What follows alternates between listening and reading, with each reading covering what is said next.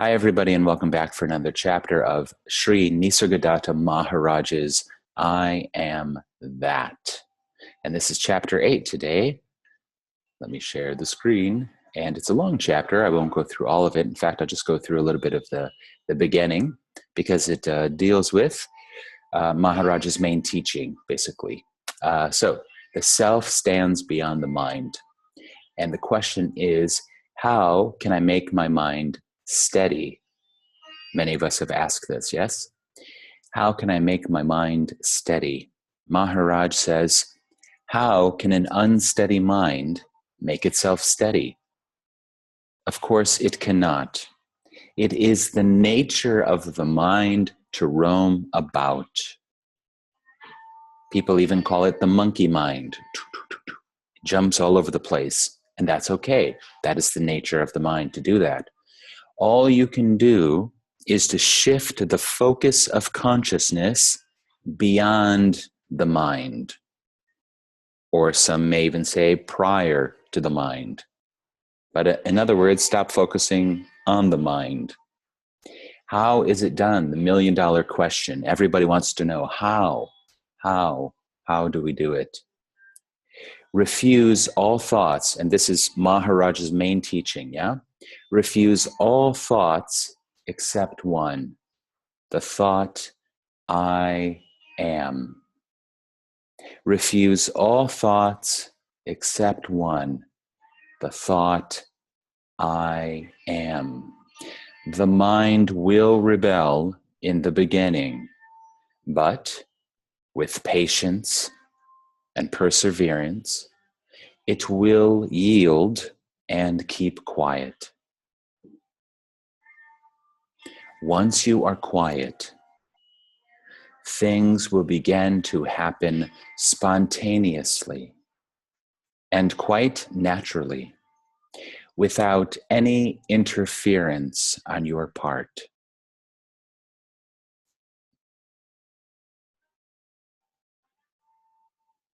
And the silence is already here, of course. The silence is here. Maharaj says at a different point, it's like walking down the sidewalk. You don't look at every human being that you pass or see, encounter. You look at the space in between the people, and you find your way in between the people.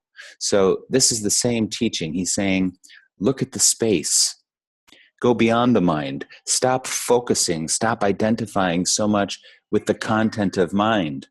Why do we do that, though? I think it's because the mind is entertaining for a while. It's entertaining for a while. Then, of course, it can create suffering. It can create anxiety. And sometimes even that, it's like watching a good movie. We like all of the emotions. We like the anger and the sadness and the fear and the love and the drama of the mind. Most people would find sitting in silence very boring. They prefer the noisiness of the mind over the silence and the stillness that is present. This is why some people can't sit still for 5-10 minutes. They always have to have a radio on or a TV on, or looking at their phones or some kind of, always an activity, because we want to be entertained. And when we meet people, we look at them and say, basically, can you entertain me? Are you interesting or are you boring? Can you keep my attention? Can you give me pleasure and not pain? So this is just the nature of mind, to be seeking pleasure and avoiding pain. The mind wants to be entertained. But at some point, either because we are very curious, we just want to know, we have to know what our true nature is, who am I? Or because we have had so much suffering and confusion and we are done with the mind. We want to go beyond the mind. At some point then, we look for that which is beyond. So let's read this paragraph one more time. Refuse all thoughts except one, the thought I am. The mind will rebel in the beginning. It may or it may not, actually. You may be pleasantly surprised to see that the mind goes with the I am thought. But with patience and perseverance, it will yield and keep quiet. Once you are quiet, things will begin to happen spontaneously. I love this word, spontaneously, and quite naturally, without any interference on your part. Once you begin, once you take the first step, all blessings will follow, says Nisargadatta. Can I avoid this protracted battle with my mind? Reminds me of Adyashanti right away. Adyashanti says, if you go to war with the mind, you will always be at war with the mind. Don't go to war with the mind. The mind, the mind and the ego, they get a bad rap. They become the enemy. There is no enemy in oneness. There's no enemy here. There's no problem here, actually.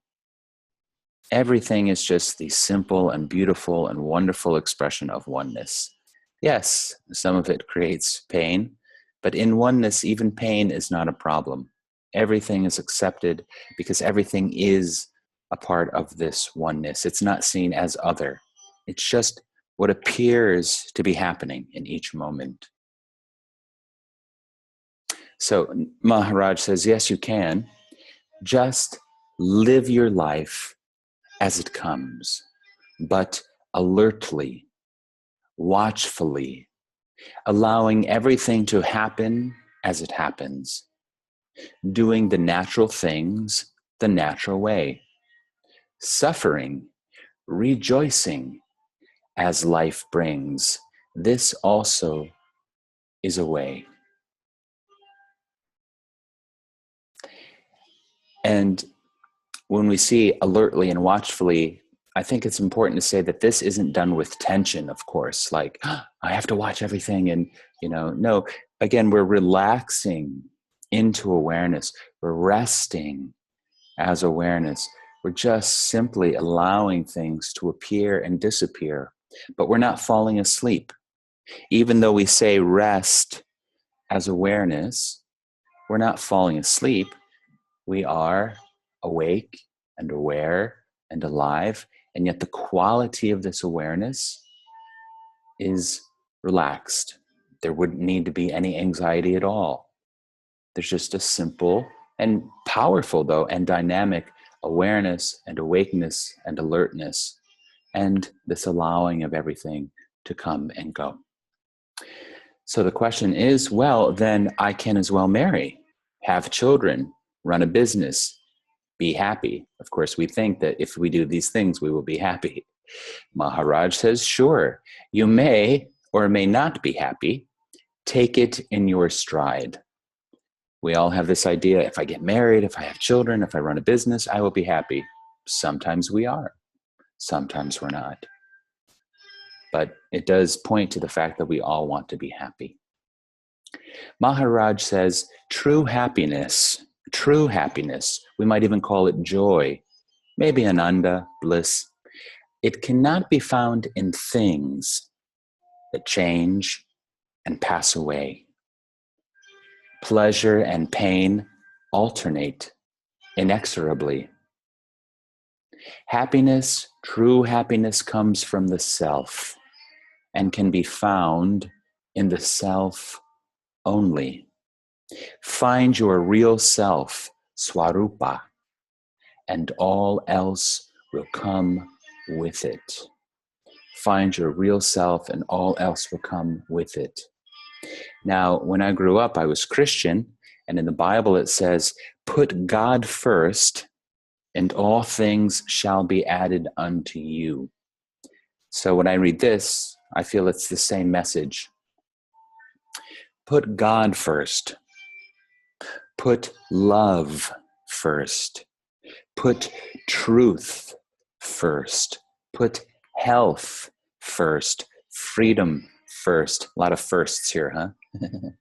Put the self first. The higher self. The deepest self. The heart of hearts. That which is. Put reality first. Put the Parabrahman first. Put the Absolute Supreme first. And everything else will happen spontaneously and quite naturally. I am.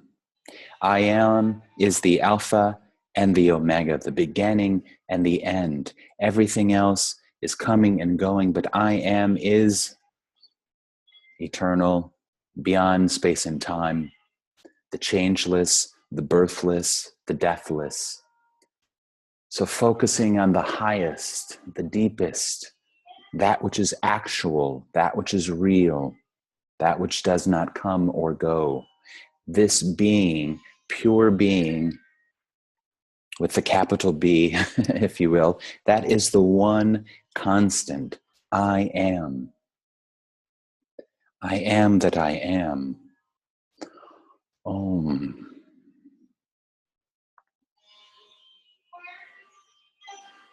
Focusing on the being and allowing the doing to happen all by itself, spontaneously, quite naturally.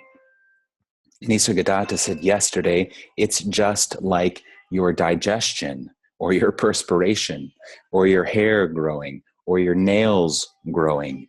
Everything is growing and expanding, growing and expanding, growing and expanding, evolving, evolving, going higher and higher and deeper and deeper.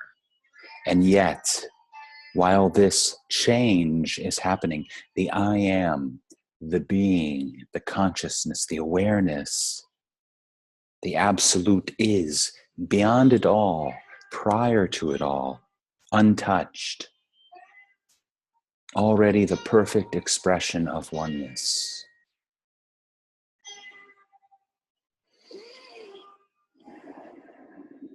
Not I am this or I am that, but only I am. Only the I am do you know. So refuse all other thoughts. Simply rest. I am. With every inhalation, I. With every exhalation, am.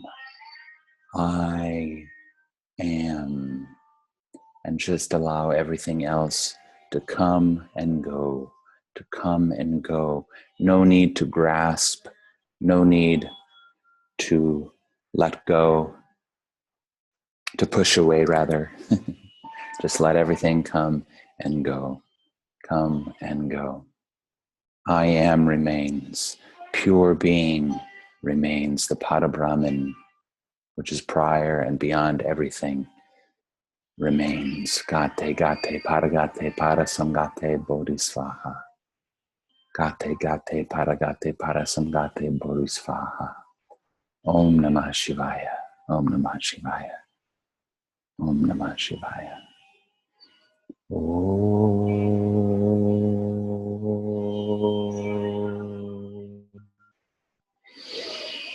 I am.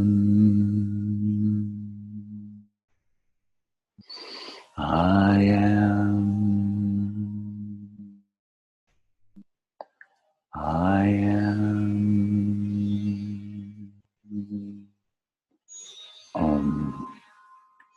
Thank you, thank you, thank you, thank you.